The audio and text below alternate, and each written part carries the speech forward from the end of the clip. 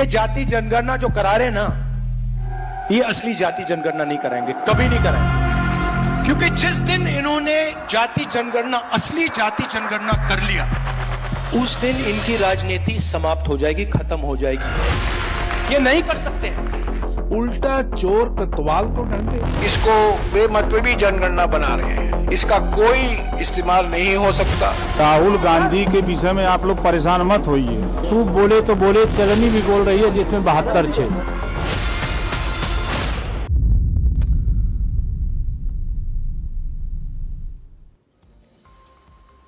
नमस्कार, मैं शेखर त्रिवेदी।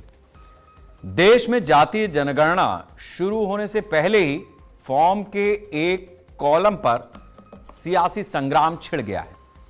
सवाल सीधा है, जब नागरिक से उसकी जाति पूछी जाएगी तो क्या उसे खुलकर अपनी जाति लिखने दी जाएगी, या सरकार पहले से तैयार जातियों की सूची यानी ड्रॉप डाउन मेन्यू दे। विपक्ष का आरोप है कि 2011 की तरह हजारों लाखों नाम, उपजातियां, पर्यायवाची और अलग अलग स्पेलिंग सामने आ सकती।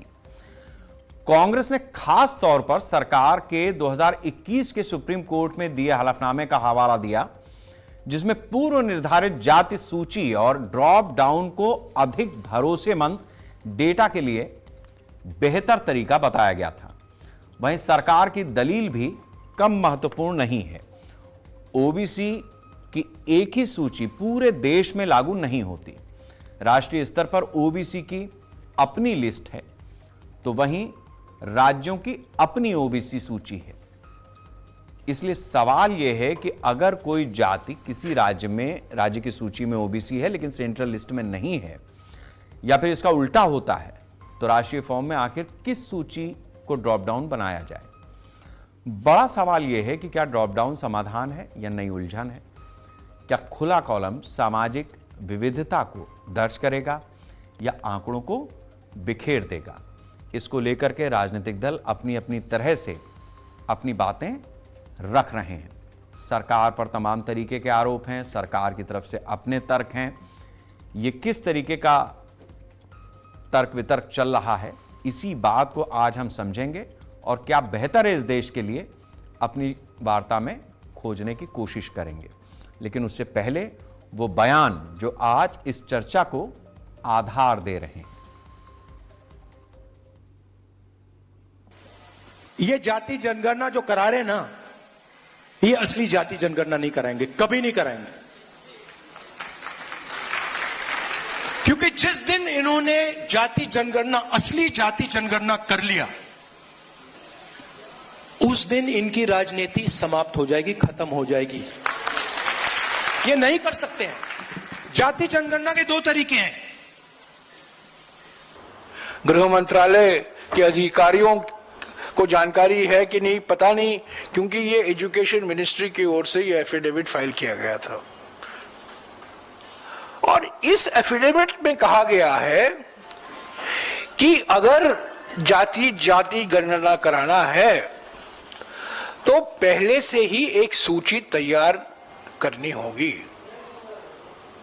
जो शब्द इस्तेमाल किया गया है ड्रॉप डाउन, ड्रॉप डाउन का मतलब है जब सर्वेक्षण होता है, जो सर्वेक्षण कर रहा है, जो एन्यूमरेटर है, अध्यापक है या राज्य सरकार का कोई एम्प्लॉई है, उसके पास एक सूची होती है, पहले से सूची तैयार की जाती है। लोग शुरू से मांग रही है, असल में केंद्र सरकार ये मानती नहीं है ना।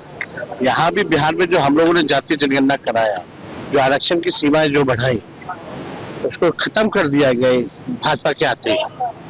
तो आरक्षण भी जो है हम लोगों ने बोला था शेड्यूल लाइन में डालने को, वो भी नहीं किया लोगों ने। देखिए, श्री राहुल गांधी जी के बारे में मैं इतना ही कहूंगा, सूप बोले तो बोले, चलनी भी बोल रही है जिसमें 72 छेद। कांग्रेस इतने लंबे समय तक सत्ता में रही, तब जाति जनगणना नहीं कराई। माननीय प्रधानमंत्री श्री नरेंद्र मोदी जी के नेतृत्व वाली सरकार पहली बार जाति जनगणना कराने जा रही है। कि आप आज ही उसको खत्म कर दीजिए, लेकिन 75 वर्षों से जड़ हुई व्यवस्था को आप उस पर चर्चा भी नहीं करेंगे, उसकी समीक्षा भी नहीं करेंगे और मनमाना ढंग से देश चलाएंगे। हम चलने नहीं देंगे इस प्रकार की व्यवस्था। हम समानता चाहते हैं, हम समतामूलक समाज स्थापित करना चाहते हैं, जिसका सपना हमारे स्वतंत्र वीरों ने देखा था। संविधान में कहीं भी आरक्षण का कोई उपबंध नहीं है, संविधान में कहीं भी SC ST एक्ट का कोई उपबंध नहीं है, संविधान में कहीं भी कोई UGC एक्ट का प्रावधान नहीं है। यह तीनों कानून असंवैधानिक, अमानवीय और खराब है, इसलिए इसको समाप्त होना चाहिए। देखिए, जाति आधारित जनगणना का फैसला सर्वसहमति से, सभी दलों की सहमति से लिया गया फैसला है। बिहार में जब जाति आधारित जनगणना हुई थी उस वक्त भी बीजेपी के ऊपर सवाल उठाए गए थे, बट बीजेपी की राजकीय इकाई ने पूर्णतः इसमें अपना समर्थन दिया था, साथ दिया था। प्रधानमंत्री जी की सोच जाति आधारित जनगणना को लेकर रही है।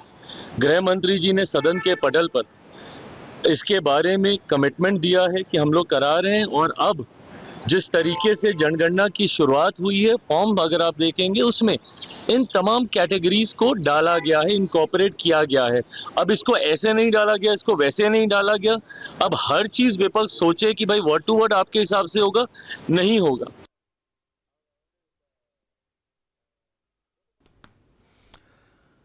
तो हमारा देश जिस तरीके का देश हम लोगों ने अपने हाथ से बनाया है, वो इतने टुकड़ों में है, इतने टुकड़ों में है, और जहां टुकड़े नहीं है उसमें भी कितने टुकड़े हो सकते हैं, इसी पर सबका ध्यान रहता है। और टुकड़े से मतलब सिर्फ इतना नहीं है कि देश का कोई जो भौगोलिक ढांचा बंट गया, उतनी ही बात है। इस देश में स्थिति ये रहती है कि एक घर में 3-3, 4-4 जातियां, 3-3, 4-4 धर्मों के लोग आपको मिल जाएंगे। ये स्थिति है इस देश की। और उसके बाद अपनी सहूलियत के हिसाब से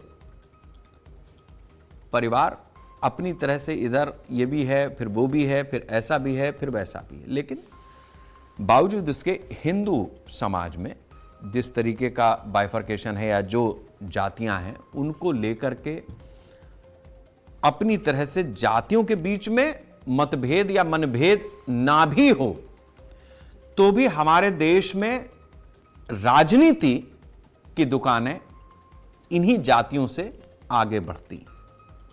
अलग अलग विषय हैं, हमारी भाषा, हमारा खान पान, ऐसे बहुत सारे मुद्दे हो सकते हैं, हमारा धर्म, जिसके आधार पर राजनीति को आगे बढ़ाया जाता है। जाति भी उसमें से एक है। अब जब जातीय जनगणना हो रही है, पहले कब हुई थी? 1931 में, जो जाति आधारित जनगणना थी। जनगणना उसके बाद भी हुई है हमारे देश में, हर 10 साल पे जनगणना का प्रावधान है। 2021 में इसलिए नहीं हो पाई क्योंकि उस समय कोरोना काल था, तो वो एक पेंडिंग चली गई। अदरवाइज हर 10 साल पर हमारे देश में जनगणना का अपनी तरह से प्रावधान रहा है। बावजूद इसके 100 साल पहले और उससे भी पहले जो जातीय जनगणना अंग्रेजों के समय पे हुई, उसी को आधार बना करके और आज तक की राजनीति चल रही है। अब सही जातियां कौन सी हैं, सही जातीय जनगणना कैसे होगी, ये हमारे देश के अंदर बैठे हुए हमारे देश के राजनेता नहीं तय कर पा रहे हैं। अंग्रेज जो तय करके चले गए उस पर चल रहा, ये हमारे देश के, आप सोचिए क्या विडंबना है। हमारे साथ इस समय आकाश राय जी हैं, भारतीय जनता पार्टी के प्रवक्ता हैं। ओम प्रकाश अंबेडकर जी हैं, समाजवादी पार्टी के प्रवक्ता हैं। संजीव उपाध्याय जी हैं, बसपा के प्रवक्ता हैं। जितेंद्र पटेल जी हैं हमारे साथ में, कांग्रेस के प्रवक्ता हैं। आप सभी लोगों का बहुत बहुत स्वागत है। मैंने अपनी चर्चा को थोड़ा सा इसलिए ये भूमिका बांधी कि देखिए, देश हम सब का है।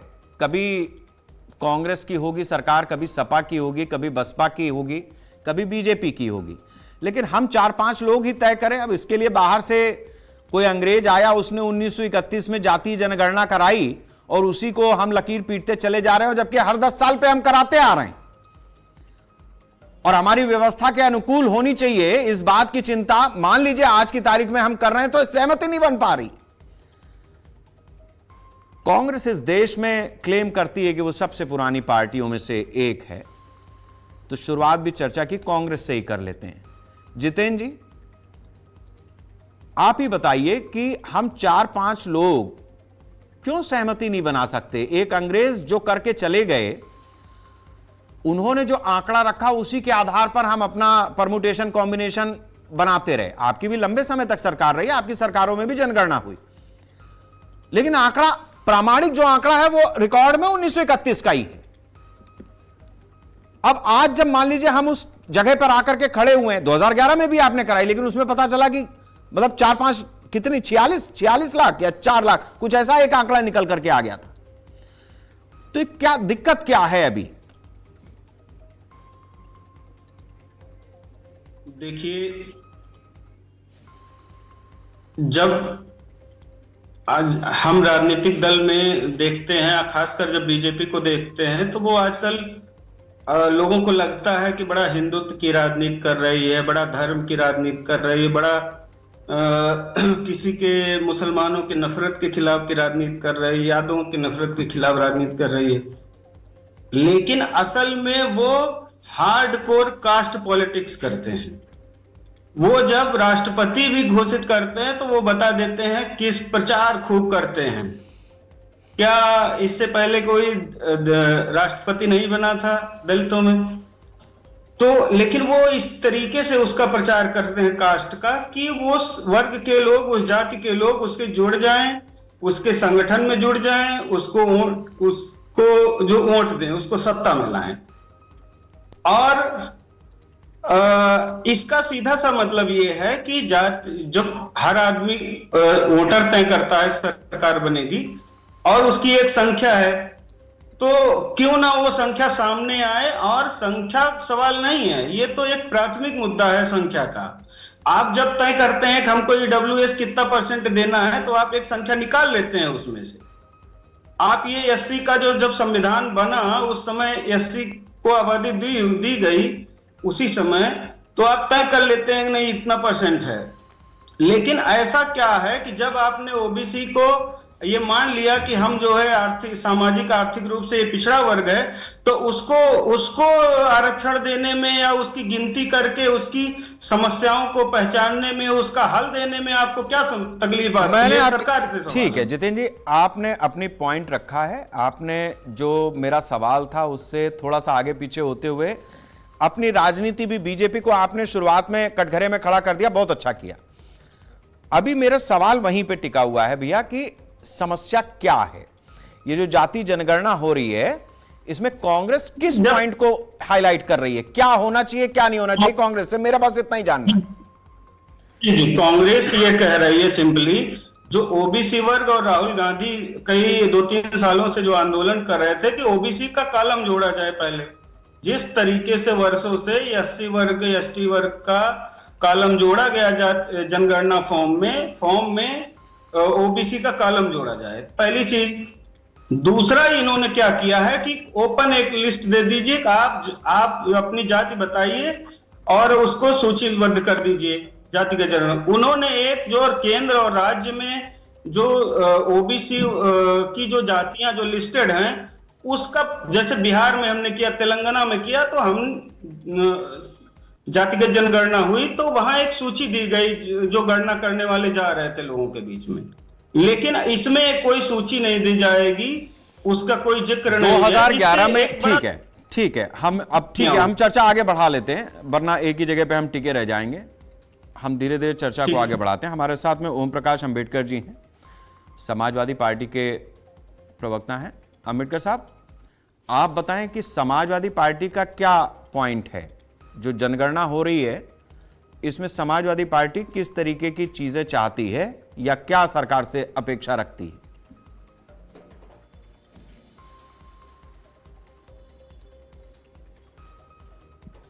ओम प्रकाश जी, मेरी आवाज आ रही है आपको? शायद नहीं पहुंच रही। संजीव जी, मैं आपसे यही सवाल रखता हूं, बहुजन समाज पार्टी इस जातीय जनगणना में किस तरीके की चीजें चाहती है? अनम्यूट कर दीजिए अपना माइक पहले।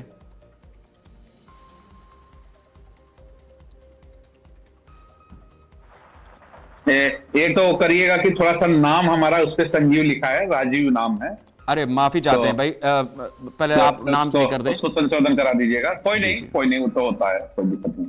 देखिए त्रिवेदी जी, अब मुद्दों पे आते हैं हम लोग। ये जाति जनगणना हर 10 साल में, आप जो चर्चा कर रहे थे कि हर 10 साल में ये जाति जनगणना होती है, किन्हीं कारणों से पिछले कोरोना काल में नहीं हो पाई। अब ये जाति जनगणना का प्रतिफल कितना मिल पाता है उन जातियों को जिन जातियों के लिए जाति जनगणना की जाती है? नहीं, हमने ये कहा, एक सेकंड राजीव जी, एक सेकंड, मैंने ये कहा कि हमारे यहाँ हर 10 साल पर जनगणना होती है। जातीय जनगणना जो पहली बार वो 1931 में जनगणना हो रही है। हाँ। उसमें एक कॉलम जोड़ा गया है जात का, ठीक है, वो नहीं हम कह रहे। जनगणना हम लोग देश की कितना, हमारे देश की जनसंख्या है उसको हम लोग निकालते रहे हैं, लेकिन चूंकि जातीय जनगणना की डिमांड हुई, हर राजनीतिक दल अपने अपने स्तर से डिमांड किया, और उसके लिए बिहार की सरकार ने तो बिना पूछे ही जातीय जनगणना शायद कर भी दिया, और उसका रिजल्ट भी निकाल दिया, उल्टा सही ही निकाला, पूरी तरह से संतोषजनक नहीं निकाला, लेकिन उन्होंने निकाल दिया। वहां पे सवर्णों को उन्होंने 3%, 2%, 2.5% निकाल दिया, और लोगों ने स्वीकार भी कर लिया वहां का कि ठीक है 2-2.5% ही हम है। लेकिन सुनिए, सबसे पहले त्रिवेदी जी, हम सारे राजनीतिक दल के लोग बैठे हैं, सब लोग अपनी अपने तरीके से राजनीति करने के लिए ही बैठे हैं, लेकिन चूंकि एक गणना करना है हमको जाति विशेष का, तो हम इसमें समय कितना लगा रहे हैं त्रिवेदी जी, आपको मालूम है? एक बार हम कुछ और करने जाते हैं बीएलओ को लेकर के, दूसरी बार कुछ और करने जाते हैं, तीसरी बार उसको वेरिफिकेशन करने जाते हैं। आज आप समझ लीजिए कि इस जनगणना को करने के लिए मात्र 3 महीना भी बहुत ही ज्यादा है। अगर हम पूरे भारतवर्ष को 20 दिन में नोट को बदल सकते हैं घर घर से ले आकर के, अगर कोई हम देखिए इसको, अगर हमारी मन स्थिति ठीक है, चाहे वो भारत सरकार हो चाहे उत्तर प्रदेश की सरकार हो, और उसको इस गणना को कराना हो, जाति जनगणना, ये दोनों चीजें आ जाएगी, जाति भी आ जाएगी और जनगणना कितनी हमारे संख्या बल है वो भी आ जाएगा। अगर मन स्थिति ठीक है तो फिर करने में कोई दिक्कत नहीं है, लेकिन मन स्थिति इस माने में ठीक नहीं कि राजनीतिक तौर पे करना है, तो कॉलम चाहे जितना जोड़ दीजिए वो अपने मर्जी से कराएगी और अपने हिसाब से कराएगी। जिनकी लाठी उनकी सत्ता, उनकी भैंस, वो वाली कहावत है इस देश के अंदर।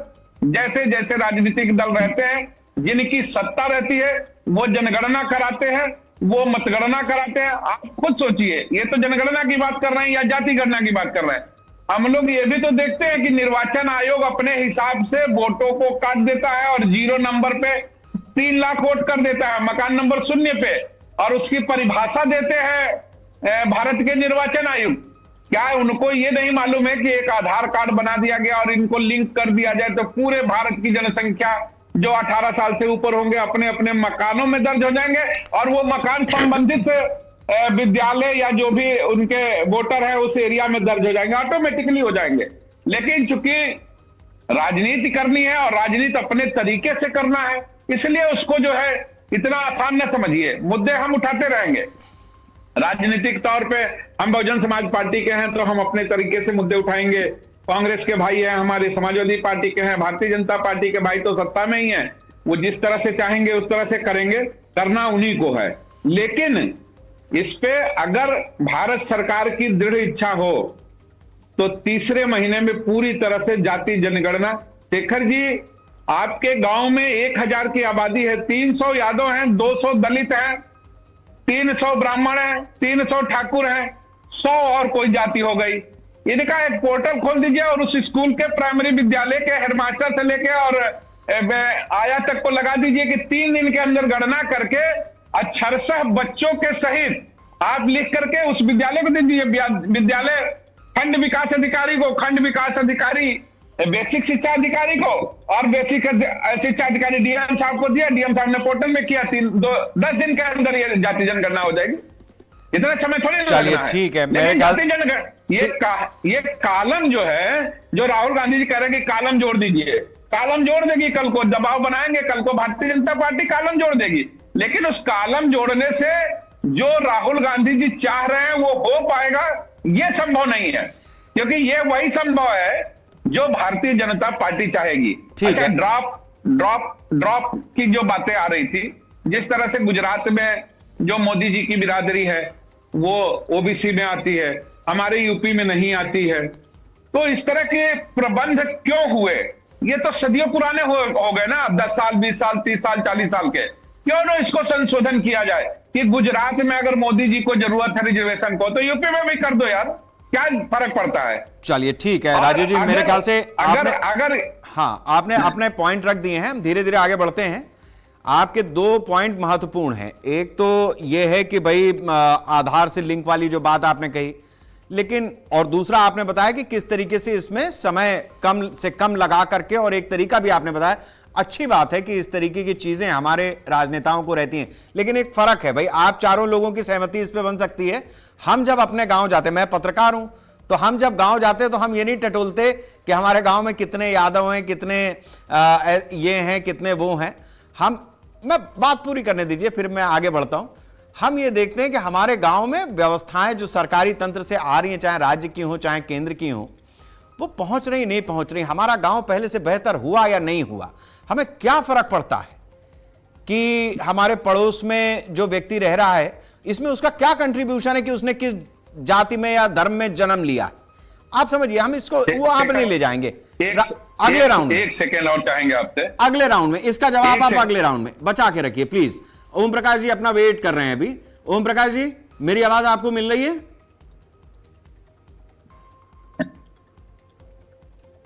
ओम प्रकाश जी, मेरी आवाज आपको मिल रही है? भाई हमारे साथी देखें क्या भाई, हमको ऐड कर रहे हो?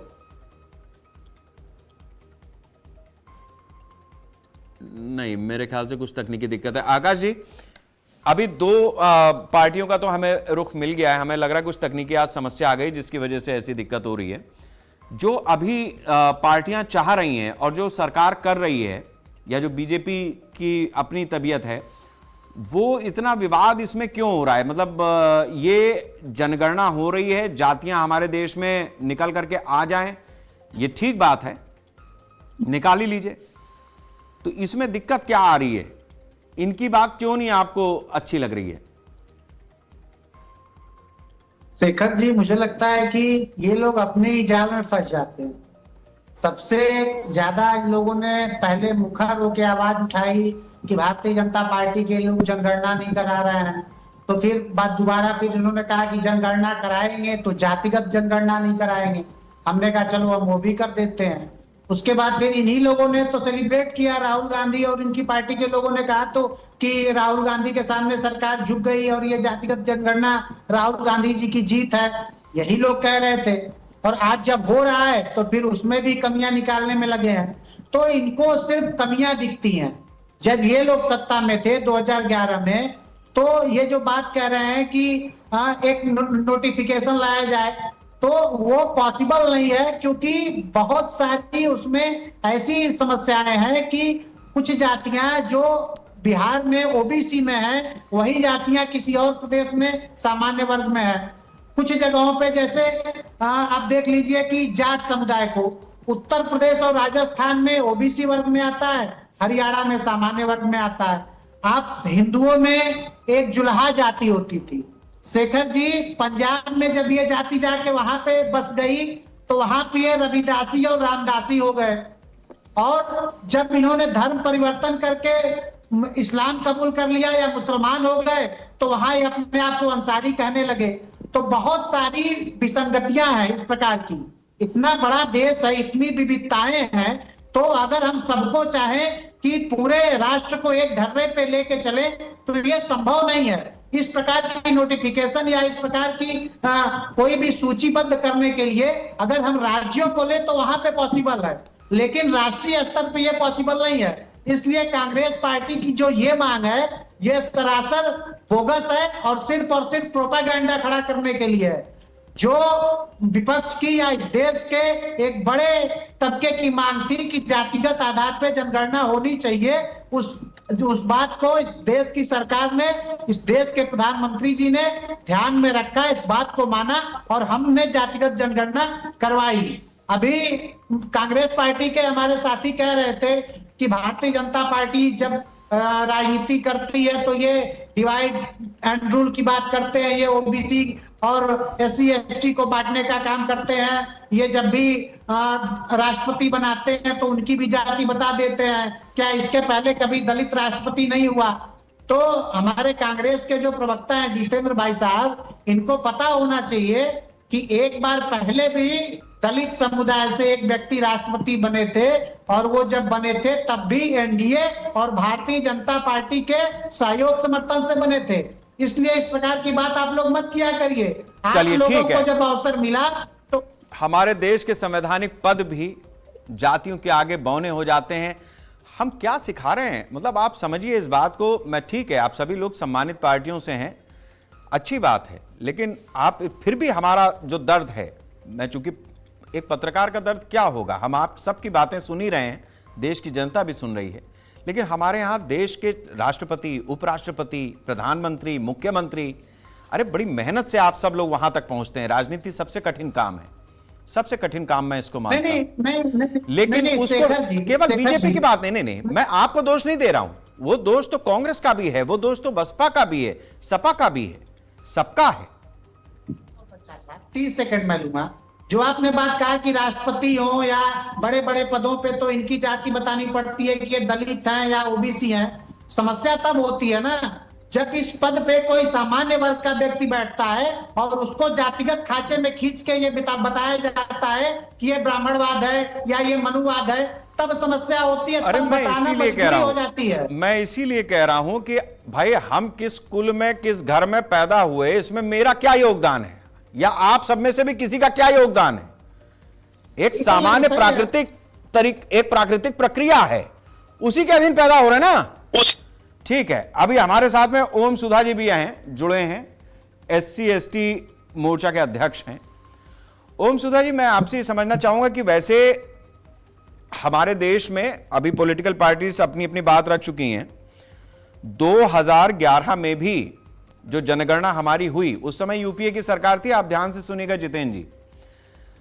जो जनगणना हुई उसमें जाति को लेकर के आए थे, उसका एक कॉलम डाला था, और स्थिति यह बनी थी कि जिस तरीके से वो जनगणना हुई उसमें वो आंकड़ा जाकर के बैठा है करीबन 4 लाख के आसपास, जो एक्सपेंशन हुआ उसका। इसीलिए तो कांग्रेस चाहती है कि जो एक बार गलती हो गई, जो आंकड़ा हम लोग जारी नहीं कर पाए जिस कारण, ठीक है, मेरा दोबारा ना हो, देश का 10 साल बर्बाद ना, आंकड़ा निकालने के लिए फिर से वही। ठीक है ओम सुधा जी, मैं आपसे जानना चाहूंगा कि जो स्थिति अभी बनी हुई है उसमें कितना आप सरकार से मुतमईन हैं और कितना आपको लगता है कि जो विपक्ष अपनी मांग रख रहा है उसमें दम है? देखिए, सबसे पहले तो यह जो जाति जनगणना को लेकर जो आपत्ति उठती है, मैं उससे जो है शेखर जी बहुत सहमति नहीं रखता, क्योंकि भारत जो है एक जाति प्रधान देश है। हम यहाँ जाति में पैदा होते हैं, हम यहाँ जाति में शादी करते हैं, जाति वाले जो है मकान देखकर मकान किराए पर लेते हैं, जाति देखकर रिश्तेदारी करते हैं, जाति देखकर इंटरव्यू में नंबर देते हैं, जाति देखकर नौकरी में पे रखते हैं, तो सब कुछ। और यहाँ तो झारखंड का एक जगह है देवघर, वहां जो है जाति देखकर जो है शमशान में जो है लाश भी जलाने की व्यवस्था है। वहाँ SC के लिए अलग जो है, जहाँ जाति इस तरह जो है जातियों में इतना लीन है, सब कुछ जाति, हर जगह जाति, तो वहाँ जाति जनगणना करने से मुझे नहीं लगता है कोई दिक्कत होगी। और जाति जनगणना एक तरह से जो है शेखर जी, मुझे लगता है कि इतनी जाति होती है इस देश में, हो जानी चाहिए और डायग्नोस हो जाना चाहिए। बात होती है जाति जनगणना तो मुझे लगता है डायग्नोस हो चाहिए बीमारी। पता चले, हम लोग अभी आरक्षण पर भी इतनी बहस है ताकि पता चले कि सही आरक्षण सही मायने में जो मलाई है वो कौन खा रहा है। तो जब तक आंकड़े नहीं आएंगे, जातिवार आंकड़े नहीं आएंगे, डायग्नोस नहीं होगा, तब तक बीमारी का इलाज कैसे होगा। जब एक बार डायग्नोस हो जाएगी बीमारी, फिर उसके बाद उसके इलाज पर बात होगी। पहले डायग्नोस तो हो जाए, जाति के आधार पर तमाम तरह के आंकड़े आ जाए। जैसे बिहार में जाति आधारित जनगणना हुई तो फिर उसमें आंकड़े आ गए ना, किसके पास कितनी जमीन है, किसके पास साइकिल है, किस जाति के पास कितनी मोटरसाइकिल है। तो सरकार के पास भी जो है एक आंकड़ा हो जाएगा, एक डाटा आ जाएगा, जिसके आधार पर जो है सरकार अपनी योजनाओं को तय कर सकती है। जहां लोग पीछे रह गए हैं, जहां लोग समाज की मुख्य धारा में जिन जातियों के लोग नहीं आ पाए हैं, उन जाति के लोग जो है उनके लिए अलग से योजनाएं सरकार चला सकती है, जो लोग पीछे रह गए। ये तो होगा, लेकिन जब आप डायग्नोस ही नहीं होने देंगे तो मुझे लगता है कि जाति जनगणना सरकार को कायदे से कराना चाहिए, महीन तरीके से करना चाहिए, और साथ ही साथ उसके आंकड़े सार्वजनिक हो और जो है उस पर, ताकि राष्ट्रीय स्तर पर एक विमर्श चल सके, एक वाद विवाद लोगों के बीच चर्चा हो, पब्लिक अपना ओपिनियन दे, तब उसके बाद उसके लिए क्या रास्ता निकले सरकार तय करे, और उसके लिए स्पेशल कंपोनेंट प्लान जैसा लाकर उनको आगे बढ़ाया जाए, मुख्य धारा में शामिल कराया जाए जो पीछे रह गए। क्योंकि किसी देश में समाज का कोई हिस्सा शेखर जी पीछे रह जाए और कोई हिस्सा आगे बढ़ जाए, आपको भी अच्छा नहीं लगेगा, हमको भी अच्छा नहीं लगेगा। डॉक्टर ओम सुगा जी, जाति आधारित समाज में जाति आधारित जनगणना मुझे लगता है बहुत जरूरी है। नहीं, वो ठीक और है। सरकार ने चूंकि पहल की है तो उस पर आगे बढ़ना। ठीक है, आपने अपनी बात रखी। मैं इस बात से इनकार नहीं कर रहा हूं कि हमारे देश में जो जातीय व्यवस्था है वो रातों रात नहीं रहेगी और फिर जातीय जनगणना नहीं होनी चाहिए। होनी चाहिए, आप करवाइए, बिल्कुल करवाइए, उसमें कहीं कोई दिक्कत नहीं है। और जिस तरीके की स्थितियां बनी है, मैं जो आंकड़ा अपने दर्शकों को बताना चाह रहा था वो ये है कि 2011 का एक आंकड़ा आया 46 लाख। ये जो 46 लाख का आंकड़ा आया, इसमें सरकार कहती है कि ओपन एंडेड कास्ट एंट्री 2011 जैसी डेटा क्वालिटी एक समस्या है। ये इस तरीके की बात सामने आई थी और इसी जनगणना को लेकर के 46.7 लाख में वास्तविक जातियां, उपजातियां, सरनेम, गोत्र, स्पेलिंग वेरिएशन, फोनेटिक वेरिएशन, ये सब शामिल थे। मतलब अब मान लीजिए कोई व्यक्ति अपने नाम के आगे यादव लिख रहा है, तो यादव, उसने फिर एक दूसरे उसमें किसी ने अहीर लिख दिया, फिर किसी ने अहीर और यादव दोनों ऑब्लिक करके लिख दिया। अब सरकार क्या करे? और जब काउंटिंग हुई तो निकल करके आया 46 लाख। ये स्थिति है। तो अभी ये जो आकाश जी पॉइंट मैंने रखा है, कांग्रेस के प्रवक्ता ने यह बात ठीक कही अपनी बीच में, अभी उन्होंने बता दिया, अच्छा हुआ। ये उनका यह कहना था कि ये जो स्थिति तब बनी थी 2011 में, वो ये चाहते हैं कि ये चीज दोबारा इस तरीके से ना आए।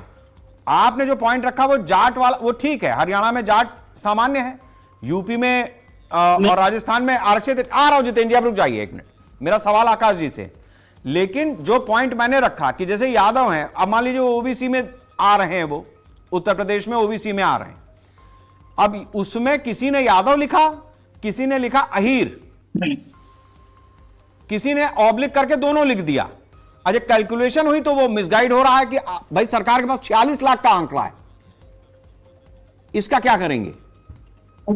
नहीं तो इसीलिए तो उसको खुला छोड़ा गया ना कि भाई जिसका जो है वो लिखे। अब जैसे मैं एक छोटी सी बात आपको बताता हूं, मैं आकाश राय हूं, मैं सामान्य वर्ग से आता हूं, भूमिहार ब्राह्मण वर्ग से आता हूं, लेकिन पटना के आसपास आप जब चले जाएंगे बिहार में, तो वहां पे जो राय लोग लिखते हैं, बहुत सारे यादव बिरादरी के लोग जो अहीर जाति से आते हैं, वो भी अपने आप को राय लिखते हैं। तो अब दोनों लोग तो एक ही वर्ग में नहीं आ सकते। मैं तो सामान्य हूं तो मैं सामान्य में रहूंगा, और वो बिहार में वहां पे वो भी राय लिखते हैं, लेकिन वो ओबीसी में आते हैं। तो इस प्रकार की विसंगतियां हैं, इसीलिए एससी एसटी को छोड़ के बाकी अन्य जातियों के लिए खुला ऑप्शन छोड़ा गया है कि जिसकी जो जाति होगी वो स्पष्ट रूप से बताएगा और क्या कांग्रेस पार्टी या विपक्ष के लोगों पे, अपने देश के नागरिकों पे भी भरोसा नहीं है क्या?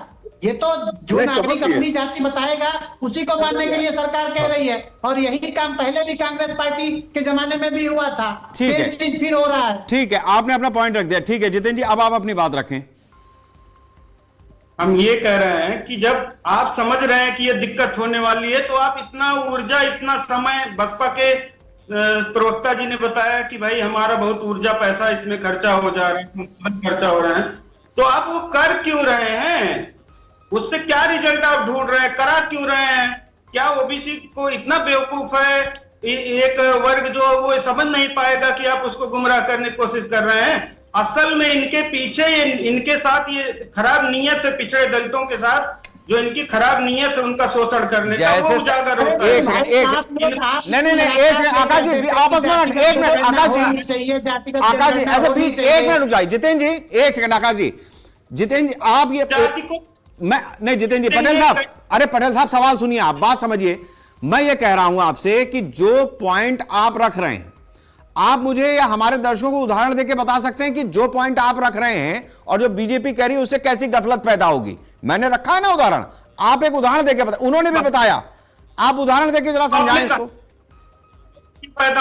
वो उसका हल सीधा है भाई। जैसे बिहार में क्या हुआ, आपने कहा कि बिहार में हो गया, राज्य की सूची है, उस सूची में जातियों की, ओबीसी वर्ग में जो जाति आती हैं उनके नाम लिखे हुए हैं। आप जाइए, आप उनका नंबरिंग कर दीजिए। मान लीजिए उत्तर प्रदेश में 81 ओबीसी जातियां हैं, तो आप उनकी नंबरिंग कर दीजिए। आप जाइए, पूछिए कि इसमें से आपकी कौन जाति है। से कोई जाए, कोई हमारे कुर्मी के घर गया तो पूछेगा ना कि भैया आप जो है कौन बिरादरी को है, कुर्मी, तो उस नंबर लिख देगा जनगणना में।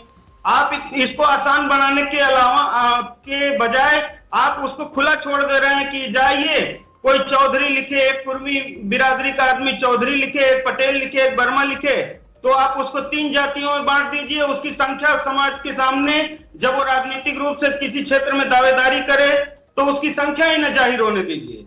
वो अपनी आरक्षण मांगे अपने आबादी के अनुपात में, आपको कहिए कि ये तो 4 जातियां हो गई हैं, इनको क्या मिलेगा? तो जिनकी संख्या कम है वो सबसे बड़ी साजिश कर रहे हैं पिछड़े दलितों के साथ कि उनकी सही संख्या ना आ पाए। असल इसके पीछे ठीक है पटेल साहब, आपने अपना पॉइंट रख दिया, अब इसका जवाब ले लेते हैं। आकाश जी, इस पॉइंट का क्या क्लैरिफिकेशन है? नहीं देखिए, मुझे एक और बात, कंफ्यूज ऐसा नहीं जितेंद्र जी, आप बोल रहे थे, नहीं ऐसा नहीं जितेंद्र जी, आकाश जी को जवाब आने दीजिए।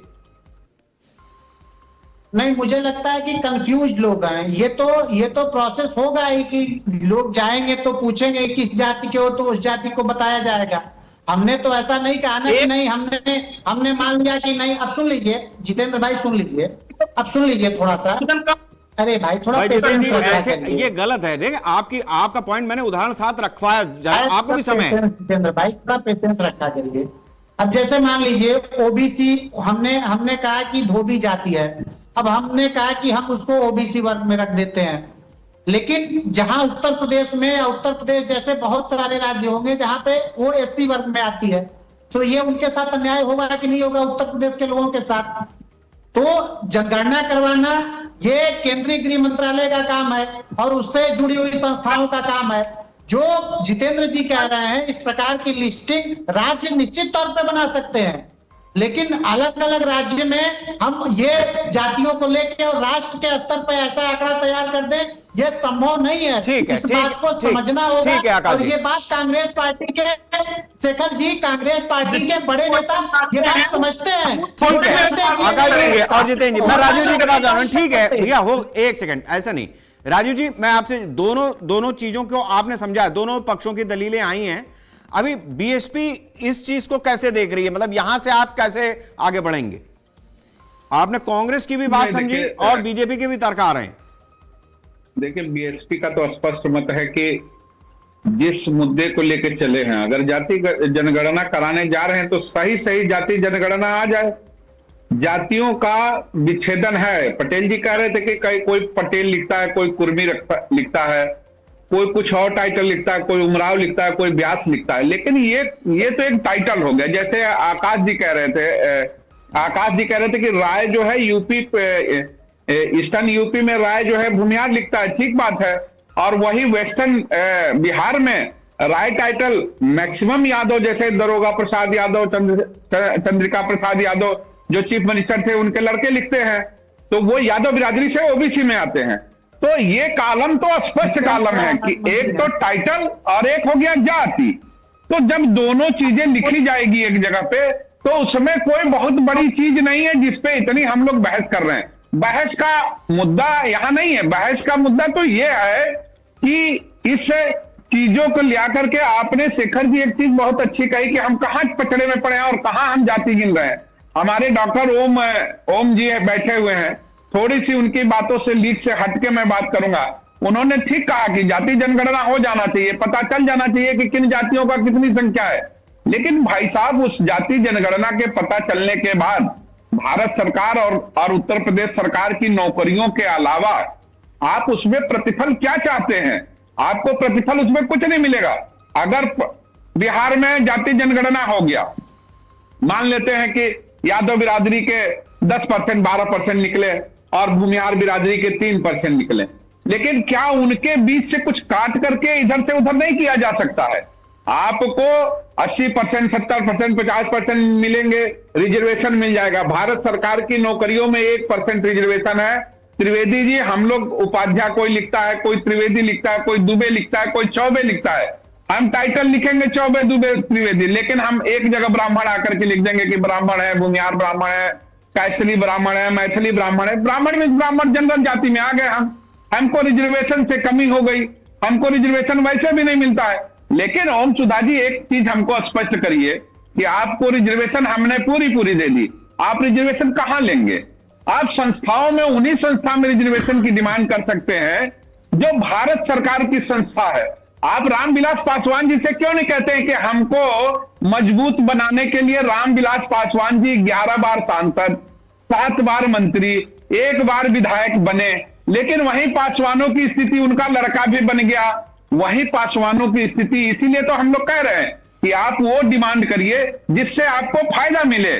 चलिए फायदा वहां मिलेगा। जवाब ले लेते हैं, एक सेकंड में आता। ओम जी के पास में जाऊंगा, उससे हमारे साथ में ओम प्रकाश अंबेडकर जी भी जुड़े हुए। भैया जितेंद्र जी के ऐसे बीच में नहीं, ओम प्रकाश जी जुड़ गए हैं। ओम प्रकाश जी अपनी बात आप रख दें, आप तकनीकी वजहों से शायद जुड़ नहीं पाए, शुरू में अभी भी नहीं जुड़ पाए, कोई बात नहीं। डॉक्टर ओम सुधा, आप जवाब दे दीजिए जो राजीव जी ने पॉइंट उठाया है। अच्छा, राजीव उपाध्याय जी बहुजन समाज पार्टी के नेता हैं। पक्ष रख रहे हैं कहाँ जी? हाँ हैं। अच्छा, राजीव उपाध्याय जी आप बसपा के नेता हैं? जी, आज से नहीं, 2000 से, सन 2000 से, आज 26 साल हो गया ओम सुधा जी।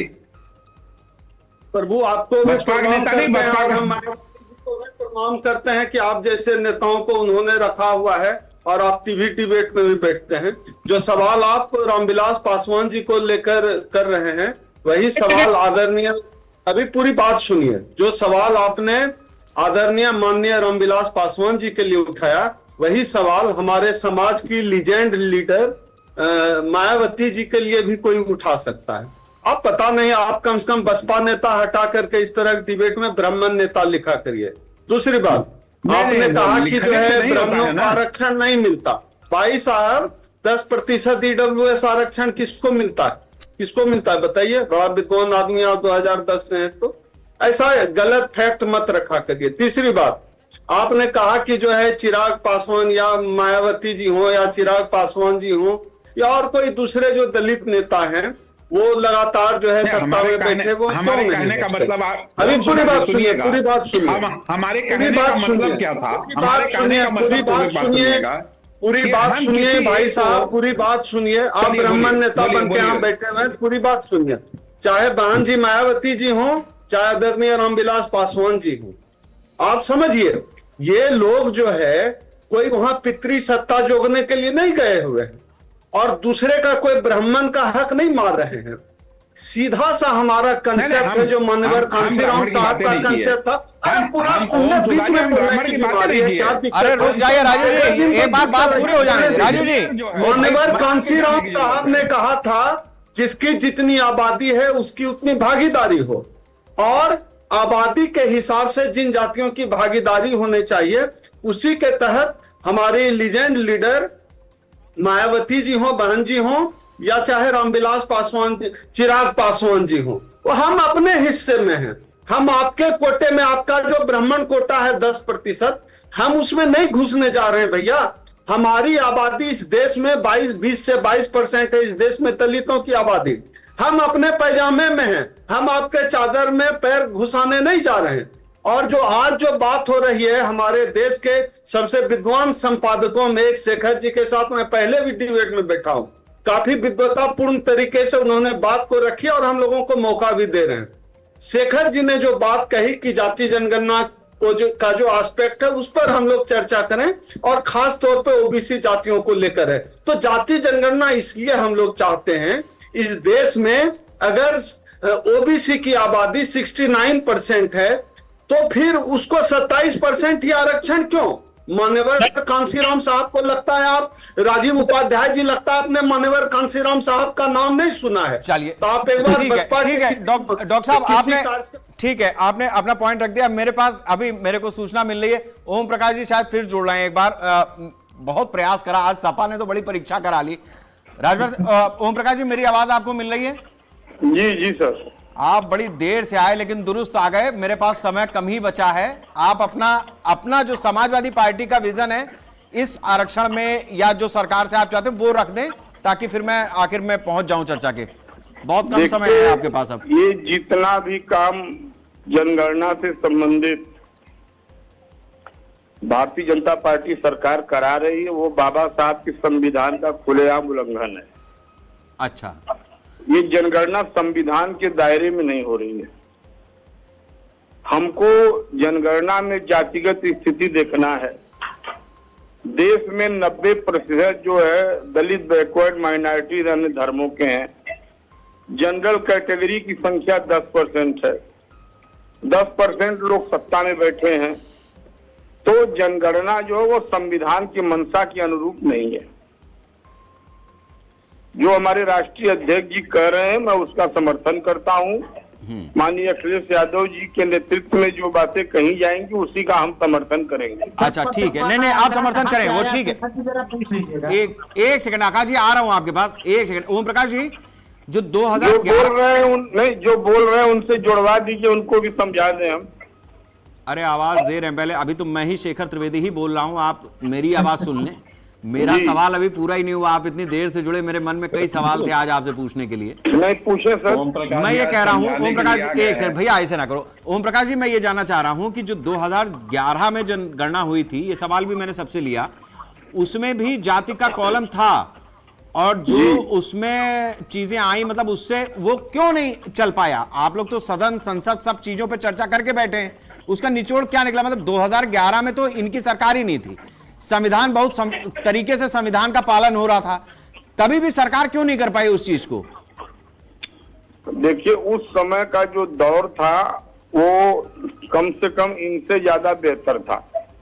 मैं कह रहा हूं जातीय जनगणना, कांग्रेस सरकार जो संविधान विरोधी नहीं थी, और ये लोग संविधान का विरोध कर रहे हैं हर जगह। नहीं, मेरा सवाल ये है ही नहीं ओम प्रकाश जी, मेरा सवाल ये है कि जातीय जनगणना तो 2011 में भी कराई गई थी जी। सपा की नजर में उसका लूपहोल क्या है, बस इतना जानना है मुझे।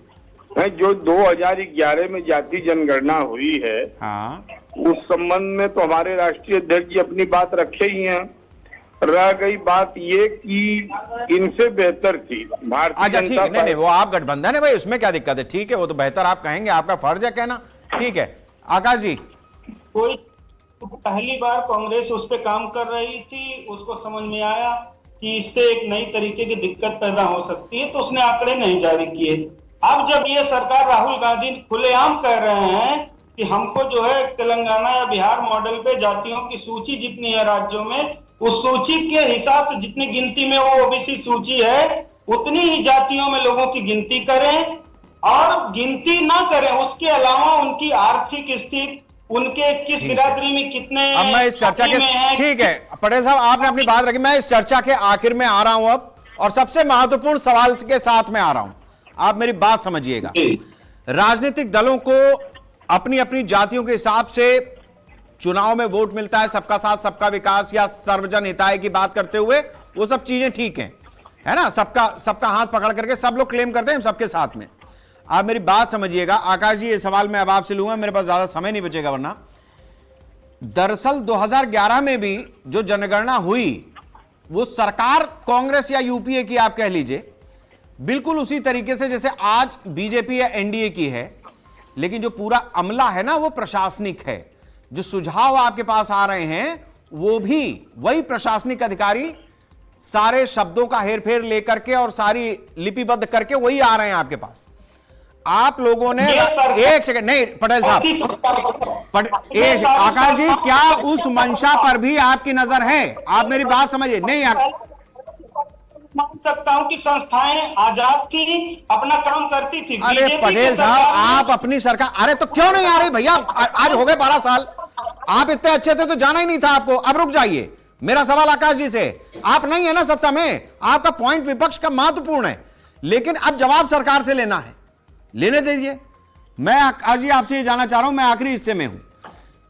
आपकी राजनीति या किसी की भी पार्टियों की राजनीति जाति पे चल सकती है, लेकिन जो लिपिबद्ध होकर के आ रहा है, जो कागज है, उसको तैयार करने वाला जो आदमी है वो भी किसी जाति का है, लेकिन प्रशासनिक है, और ये पूरा काम भी उसी को निपटाना है। आप सचेत हैं इस बात के लिए? नहीं, बिल्कुल हम सचेत हैं। और शेखर जी, हम लोग जातियों की राजनीति करने वाली पार्टी नहीं है, मैं स्पष्ट रूप से बता रहा हूं। हम सबका साथ, सबका विकास, सबका विश्वास और सबके प्रयास की बात करते हैं।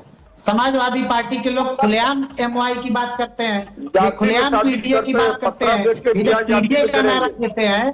तो पिछड़ा, दलित, अल्पसंख्यक, इस देश की एक बड़ी आबादी को ये किनारे छोड़ देते हैं, इनको ये अपने सिनेरियो में नहीं रखते हैं। और अभी ओम प्रकाश अम्बेडकर जी कह रहे थे कि अगड़ी आबादी 10% है, अभी जनगणना हुई नहीं है, आंकड़ा कहां से आ जाता है भैया? फिर आप लोगों के पास, ये अखिलेश यादव जी के पास आंकड़ा कुछ अलग से आपकी आबादी 10% है, बाकी 90% पिछड़ी आबादी है, ओबीसी है।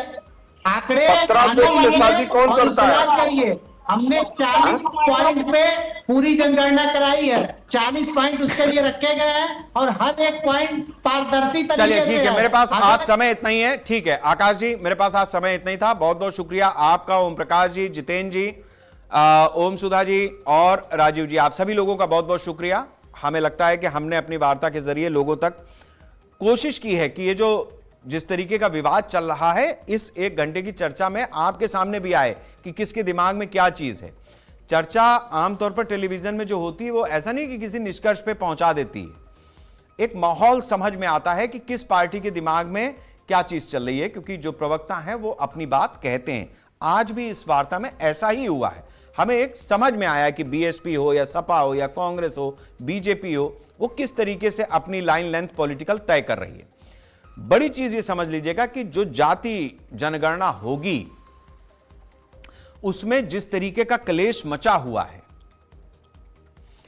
फिर एक अंग्रेज की जरूरत पड़ेगी, क्योंकि जो अंग्रेज करके चले गए उस पर कोई सवाल नहीं उठा। उसी के हिसाब से अपना 10-10, 5-5% बढ़ाते हुए, उसके ऊपर परमुटेशन कॉम्बिनेशन करते हुए हमारे देश की सियासत 100 साल से चल रही है, 100 साल से भी ज्यादा हो गए। लेकिन स्थिति यह है कि हम मिल करके कुछ कर पाएं, किसी जगह पर हम अपने देश में, हमारे देश में जो आबादी है उसको हम समझ पाएं, अपनी जातियों को हम समझ पाएं। ऐसी एक स्वीकृति अक्रॉस द पार्टीज, क्योंकि सबकी सरकारें रही हैं, जनगणना हर 10 साल पे होती रही, मंशा किसी की नहीं रही। और मंशा इसलिए भी नहीं रही क्योंकि जो हम 140 करोड़ आज की तारीख में जातियों में बटे हुए और घुटे हुए बटे हुए, वो ये मान करके चलते हैं, जो राजनीति करते हैं कि हम अपनी जाति की गोलबंदी करेंगे, उसकी फायदे की बात करेंगे और उसके बाद हम नेता बनेंगे और एक दिन सत्ता तक पहुंचेंगे। वो सत्ता तक पहुंच जाते हैं, जातियां वहीं खड़ी हैं। सोचिएगा। नमस्कार। ये जाति जनगणना जो करा रहे ना, ये असली जाति जनगणना नहीं कराएंगे, कभी नहीं कराएंगे। क्योंकि जिस दिन इन्होंने जाति जनगणना, असली जाति जनगणना कर लिया, उस दिन इनकी राजनीति समाप्त हो जाएगी, खत्म हो जाएगी। ये नहीं कर सकते हैं। उल्टा चोर कोतवाल को डंडे। इसको बेमतलबी जनगणना बना रहे हैं, इसका कोई इस्तेमाल नहीं हो सकता। राहुल गांधी के विषय में आप लोग परेशान मत होइए।